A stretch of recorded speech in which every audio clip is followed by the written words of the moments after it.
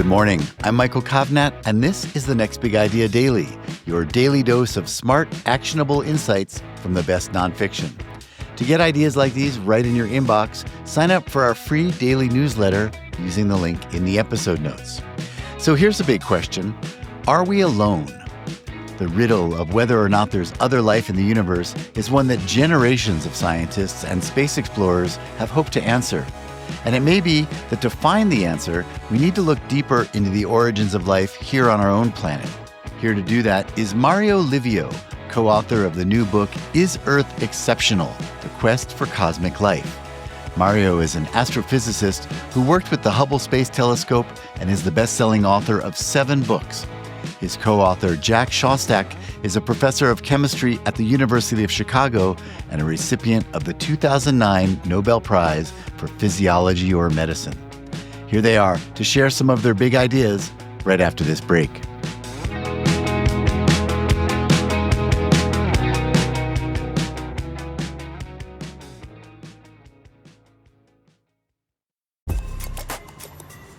New Vitamin Water Zero Sugar Pineapple Passion Fruit is packed with vitamins, just like the amount of peas we packed in that sentence. It's packed like your tote bag, the one you stole from your ex, or your overpriced half a studio apartment, or extra rushed rush hour traffic. Packed like your calendar, triple booked at 5, of course. Grab a Vitamin Water. Did we mention it's packed with vitamins? Does it ever feel like you're a marketing professional just speaking into the void? But with LinkedIn ads, you can know you're reaching the right decision makers, a network of 130 million of them, in fact. You can even target buyers by job title, industry, company, seniority, skills, and did I say job title? See how you can avoid the void and reach the right buyers with LinkedIn ads. Spend $250 on your first campaign and get a free $250 credit for the next one. Get started at linkedin.com/campaign. Terms and conditions apply. Life. How did it start here, and does it exist elsewhere? Two of the most intriguing questions in science today are, how did life on Earth begin, and is there life elsewhere in the universe? Remarkably, in spite of the fact that laboratory studies of the origin of life typically explore the microcosm, while astronomical quests for extraterrestrial life examine the macrocosm, the attempts to answer these questions have an intertwined, symbiotic relationship. In fact, success in one will serve as a powerful motivational source for the other. The reason is simple. If biochemists can delineate in the lab a clear path from pure chemistry to a living cell, nature could perhaps do it too, and this would encourage the astronomical search. Similarly, if astronomers were to detect even just one extrasolar planet with unambiguous signs of life, this would suggest that once the conditions are favorable, the emergence of life from chemistry may be inevitable, which would embolden the origin of life studies. The chicken or the egg? One of the main characteristics of life as we know it is its self-referential, recursive nature. Take, for instance, the relationship between two of the main components of life, the nucleic acids, RNA and DNA, and proteins. RNA and DNA are responsible for the storage of operational instructions and of the information that must be passed on from one generation to the next. Proteins are the real workhorse molecules of life, carrying out most of the biochemical functions of the cell. But RNA and DNA are the agents that encode the information that is needed for the construction of proteins, while at the same time, the assembly of RNA and DNA themselves requires proteins. For many years, this type of circular correlation of current life convinced many scientists that life could only have emerged through an almost miraculous chemical accident. So which came first, nucleic acids or proteins? The answer came from a stunning discovery that RNA could also act as a protein enzyme. That is, it could enhance and catalyze chemical reactions just like a protein enzyme. In principle, therefore, RNA could act as both the chicken and the egg. It could even catalyze its own synthesis. The implications of this discovery were astounding. The origin of life might come down simply to the origin of a self-replicating RNA molecule. It was this realization that led to the model of an early RNA world on Earth. I'm Jack Szostak. I'm a professor of chemistry at the University of Chicago, and I've been studying the origin of life for many years. How can we even study something that happened so long ago? Since we can't observe the emergence of the first life on Earth, or even the environment of the early Earth, is the study of life's origins even a legitimate subject of scientific inquiry? This question arises frequently, but we believe that the very question carries within it assumptions that are overly pessimistic. For example, we know that the laws of physics and chemistry haven't changed since our sun and planet first formed. So any model of how life began has to be consistent with those laws. Moreover, we know a lot, and are learning more every year, about how stars and planets form, including our own sun and Earth. Astronomical and geological studies combine to tell us that the Earth was at first so hot as to be molten, and yet we have only to look around to see that the Earth is now reasonably clement. So we know that the Earth cooled over time, and from the laws of physics we can estimate how long it took until our planet had cooled enough to have liquid water and interesting chemistry on its surface.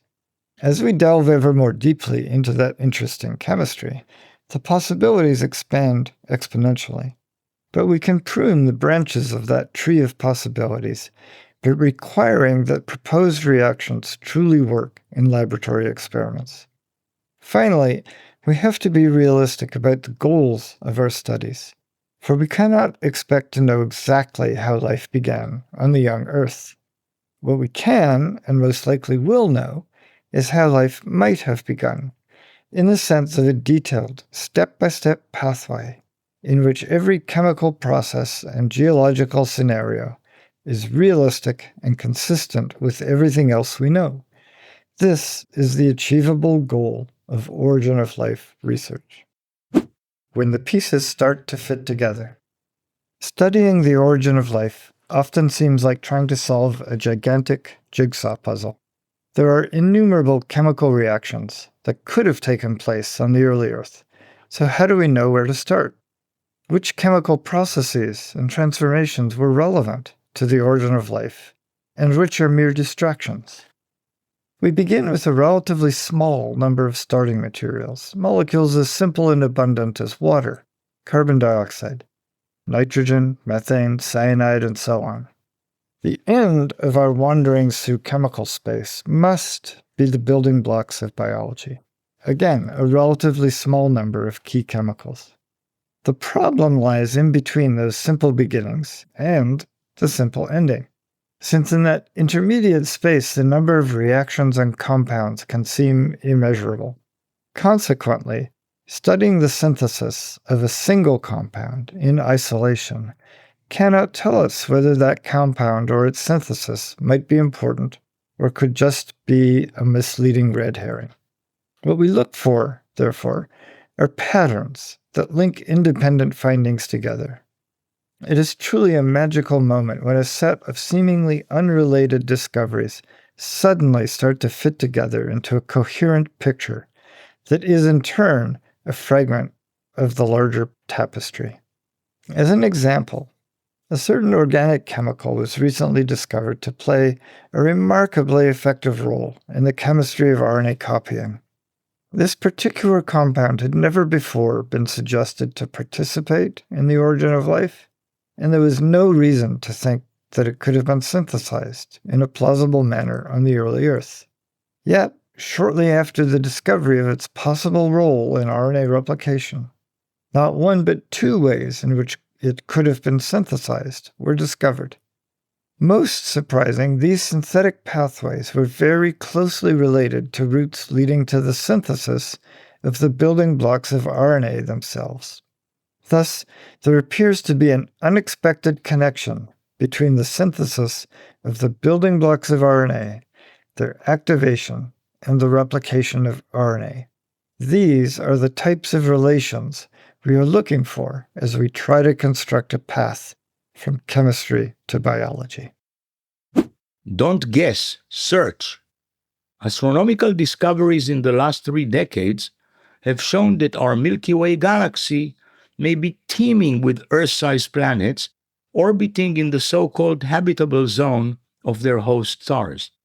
The habitable zone is that range of distances from the central star in which the temperature on the surface of a rocky planet is neither too hot nor too cold, so that the planet can sustain liquid water on its surface, and therefore can potentially harbor life. The fact that there may be as many as 1 billion such planets in the Milky Way alone has led many people to assume that there must exist extrasolar planets that harbor life.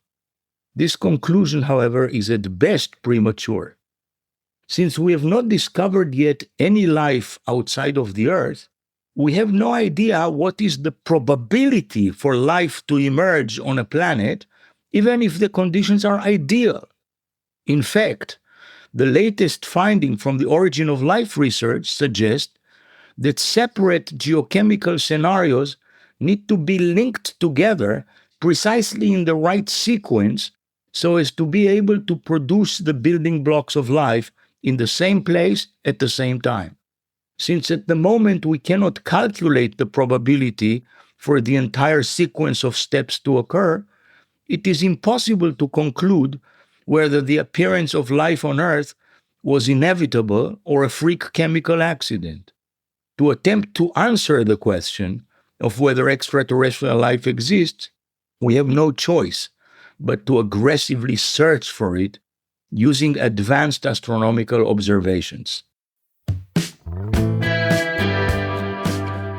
Thank you, Mario and Jack. Okay, listeners, you can get yourself a copy of Is Earth Exceptional using the link in the episode notes. And go to nextbigideaclub.com to find out about our hardback subscription club, where we'll send you or a loved one the best new nonfiction books as chosen by our curators, Adam Grant, Malcolm Gladwell, Susan Cain, and Daniel Pink. And you can use the code DAILY to get a 20% discount. That's nextbigideaclub.com and use the code DAILY. That does it for us this week. These episodes were written by me, Michael Kovnat, and edited by Caleb Bissinger. We'll see you Monday.